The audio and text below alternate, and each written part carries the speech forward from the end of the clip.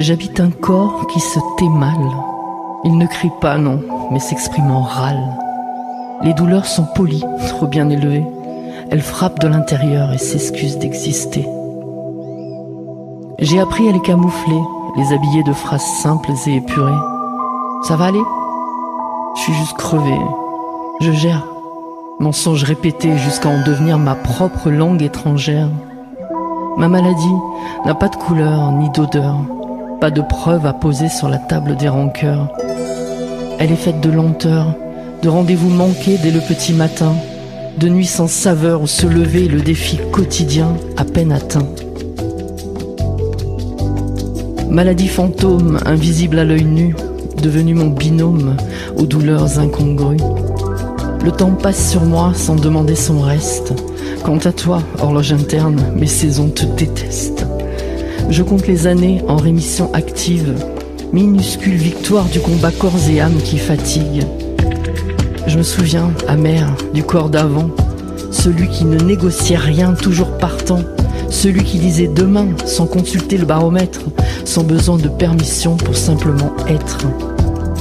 Désormais, je vieillis autrement, pas avec des rides, mais des renoncements, des versions de moi que j'ai dû enterrer vivantes, habiter l'instant comme unique raison suffisante. Savourer les jours sans tempête comme des miracles discrets, des rêves amputés aussi bancals que ma résilience est bornie. Le temps passe, inévitablement. Mais dans mes veines, il ne coule pas droit. Il s'accroche aux os, s'étire en crise d'accablement. Un pilulier dégueulant de médicaments. Le maladie soit invisible. Que l'on minimise vu qu'on ne te voit pas. Vivons ensemble, soyons imprévisibles. Le corps se charge des négociations de contrat. Fixons les limites aux frontières du supportable. Les jours avec et les jours contre. Nul ne soupçonne toutes tes batailles. Fatigue constante, l'usure qui vient à ton encontre. Mon corps est un territoire sous haute tension. Une carte froissée marquée de lignes d'inflammation.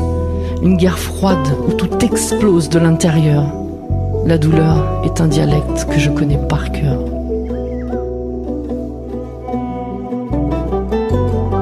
Je suis faite de fissures, de silence, de retard, mais aussi d'instants de répit qui se font tellement rares.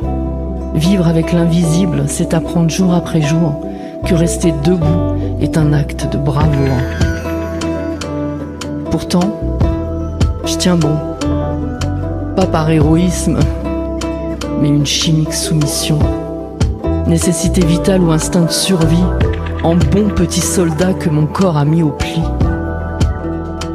Vous, qui ne voyez pas, qui ne pouvez pas savoir qu'il y a des corps qui luttent, des âmes au désespoir, qu'il y a des combats que l'on mène en silence, que juste exister n'est pas toujours une évidence, que des diagnostics rendent le destin farceur et que chaque petit pas de plus est un doux leurre. Un doux leurre.